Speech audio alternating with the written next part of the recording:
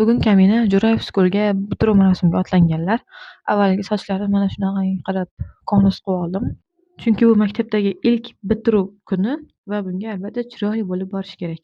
Kofeni oxirigacha ichmasdan mana shu o'xshamagan sochlarim bilan yo'lga chiqib ketdim. Yo'lda bir marta avtobus va bir marta Damas'ga chiqib va nihoyat Jo'rayev School'ga ham yetib keldim. Kelsam hamma chiroyli kiyingan, mani sog'inganlar ham bor ekan. Hamma aqa-baqa yugurgan, chiqishga tayyorlangan, rasmga tushgan. Va nihoyat 11 sinflar chiqishni boshlashdi. Avvaliga qizlar mana shu chiroyli formalarda, bu tomondan esa yigitlarimiz chiqishni boshlashdi.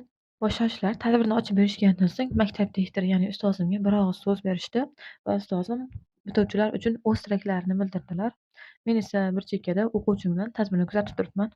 Tadbir zo'r boshlandi. O'quvchilar o'zlari yozgan qo'shiqlar, o'zbek va rus tilidagi she'rlar, judayam chiroyli raqslar va ibratli sahna ko'rinishlari bilan tadbir judayam zo'r bo'ldi.